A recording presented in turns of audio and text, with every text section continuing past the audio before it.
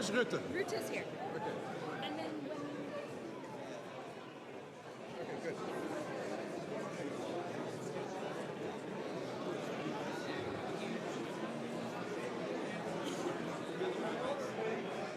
Norwegian cake for Stoltenberg. Oh, that's nice. So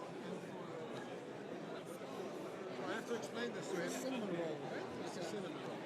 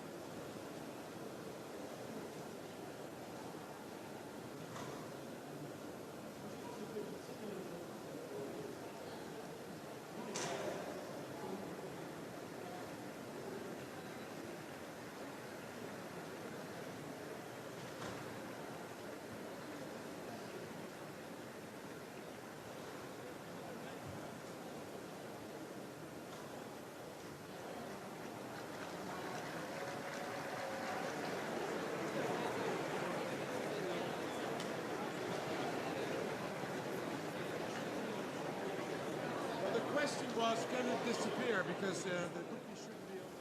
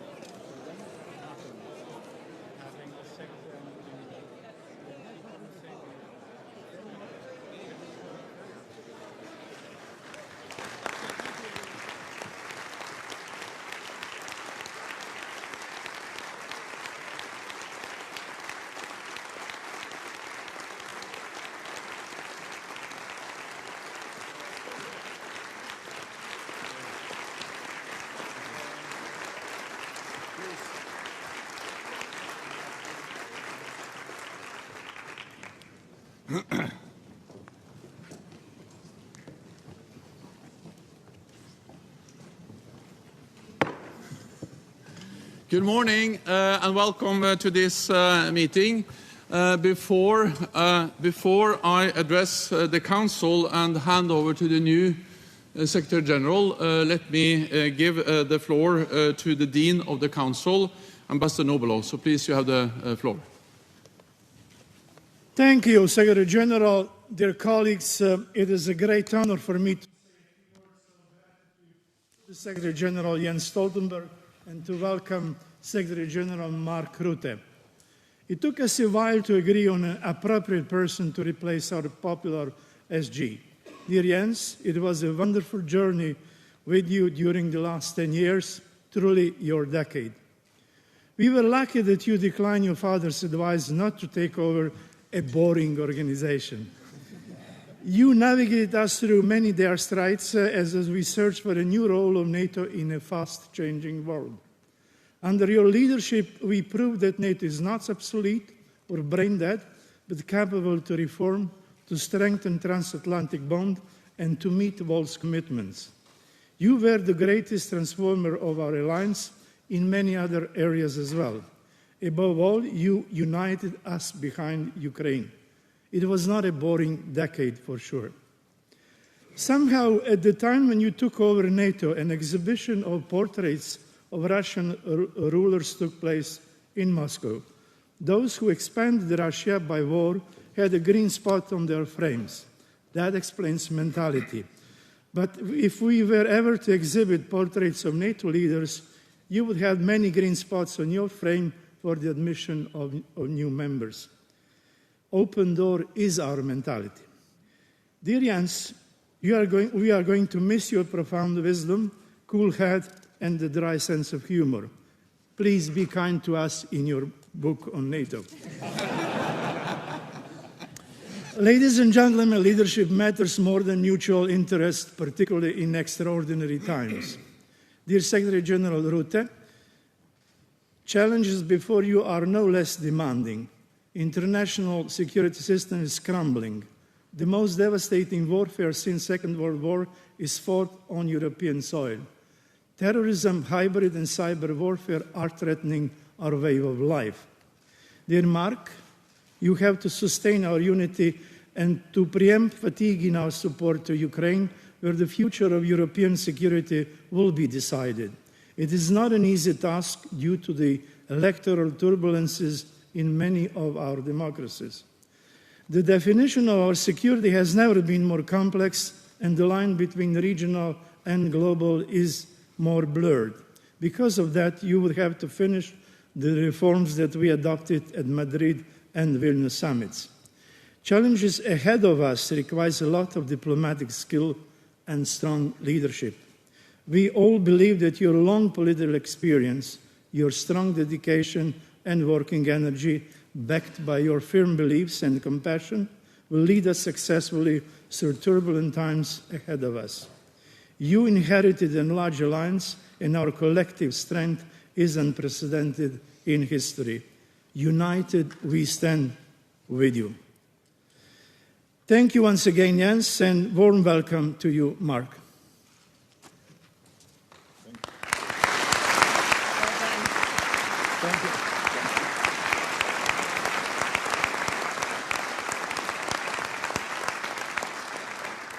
Thank you so much, Mario. Dear friends and colleagues, dear Mark.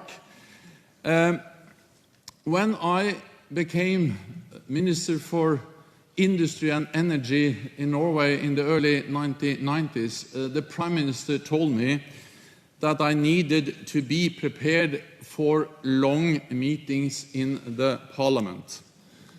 And I had to sit for hours to listen to not always very exciting debates.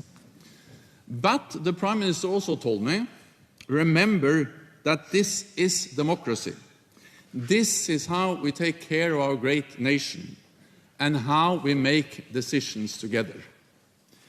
In the same way, I have sat here in the North Atlantic Council for 10 years, for more than 1,000 council meetings, and listened to discussions that I think we all can agree were not always very exciting. But all of them are part of how we take care of our great alliance and how we make decisions together. History was made in this room. Over the last decade, we have achieved great things. We have undergone the biggest transformation of NATO in a generation. We have strengthened our defenses from having 0 to 8 NATO battle groups with tens of thousands of combat-ready NATO soldiers on our eastern flank. We have gone from thousands to 500,000 troops on high readiness, and from 3 to 23 allies spending at least 2% of GDP on defense. And we have strengthened NATO as an institution, doubling our common budget to ensure we can effectively deliver. Our family of allies and partners has grown. Montenegro, North Macedonia, Finland and Sweden joined our alliance. And Ukraine is closer to NATO than ever before. In 2014, we only provided marginal support to Ukraine. Now our support is massive, and NATO is coordinating it through our new command in Germany.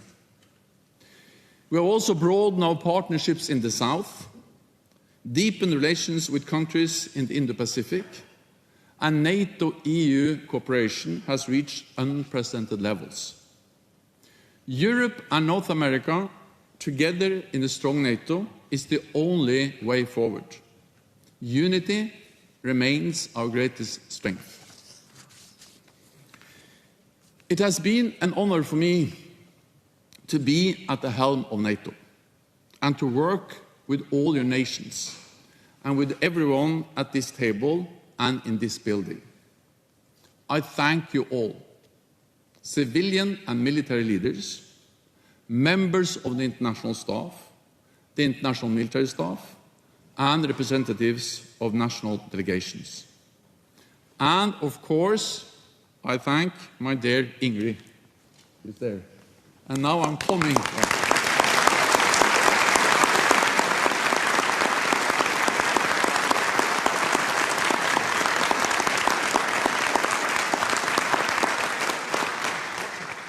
And this time I will keep my promise. I'm leaving Brussels in a few hours. And now, Mark, to you. It is over to you. You know NATO well, and you are well known across the alliance.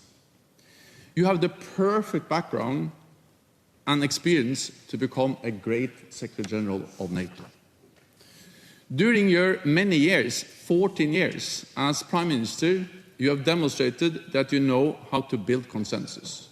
You have led 4 different coalition governments, so you know how to make compromises. That is something which will be highly valued here at NATO. But you have also demonstrated that you don't compromise on our core values and principles. We see that with your personal commitment to our transatlantic bond and your unwavering support for Ukraine.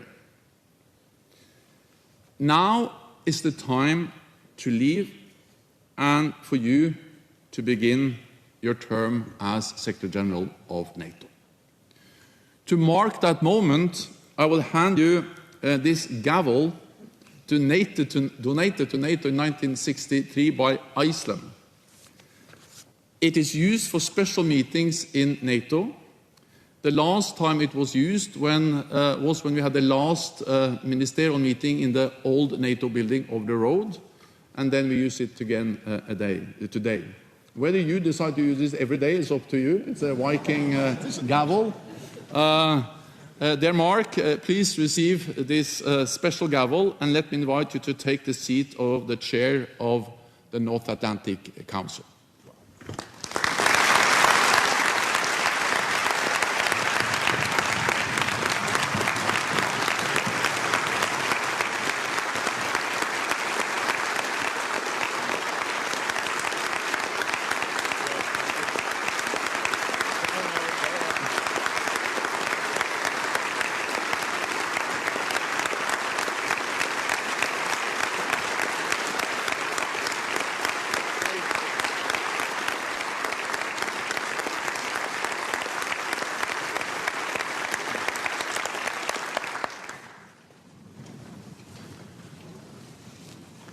Well, thank you, Jens, and thank you, Ambassador Nobilo, dear Mario, for your very kind words, and a good morning to all. Merci, Jens, et bonjour à toutes et à tous. It is a great honor to be here and to take up the position of NATO Secretary General. And first of all, I want to thank all of your nations for trusting me with the responsibility of guiding the alliance in the coming years. It is a big job, and I have big shoes to fill. Jens, you have been an exemplary Secretary General. Today, NATO is bigger, NATO is stronger, and is more united than ever, and that is in large part because of your leadership. On the one hand, you have set the bar high for your successor. But on the other, I inherit a robust alliance. Jens, my dear friend, thank you. Dear colleagues, I have every intention of keeping up the good work you have initiated in recent years. And I'm determined to prepare NATO for the challenges of the future. As Secretary General, I will work on 3 priorities. The first is to keep NATO strong and ensure our defenses remain effective and credible against all threats. For this, we need more forces with better capabilities and faster innovation. This requires more investment, because to do more, we must spend more. There is no cost-free alternative if we are to rise to the challenges ahead and keep our 1 billion people safe. My second priority is to step up our support for Ukraine and bring it ever closer to NATO. Because there can be no lasting security in Europe without a strong, independent Ukraine. I know from personal experience, with the downing of flight MH17 in 2014, how conflict in Ukraine is not contained to the front lines. So we must do our part. We must deliver on the package agreed at the Washington summit. The command, the financial pledge, and Ukraine's irreversible path to membership. And we must sustain this support into the future, because Ukraine's rightful place is in NATO. The third priority is to strengthen our partnerships with our unique and essential partner, the European Union, and with countries around the world that share our interests and values. Jens, you did a great job building stronger connections with partners, especially in the Indo-Pacific. In a global and interconnected world, our security has to be a team effort. And I look forward to working closely with all allies. all of you around this table, in this building and all across NATO. If any job could make me leave my home city of Den Haag, it is this one.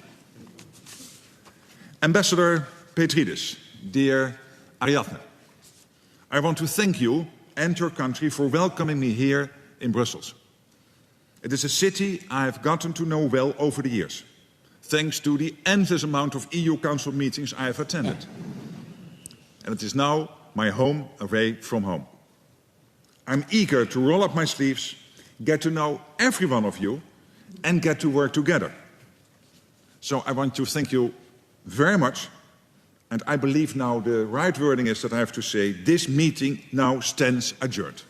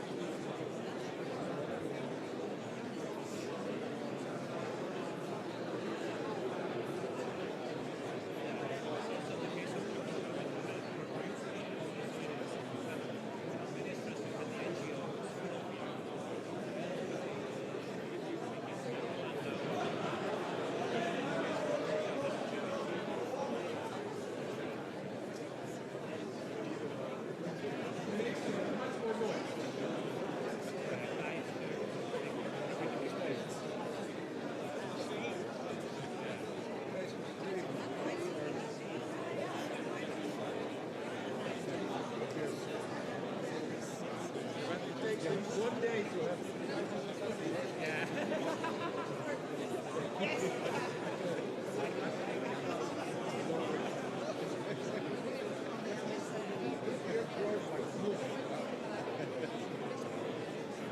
What I have here takes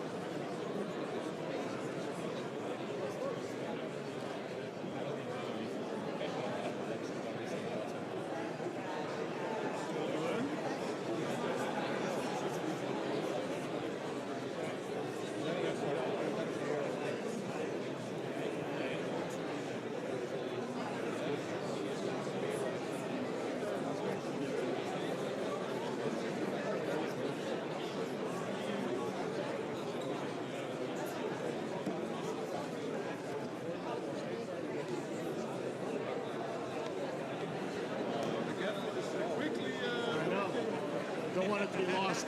Don't lose it again. No.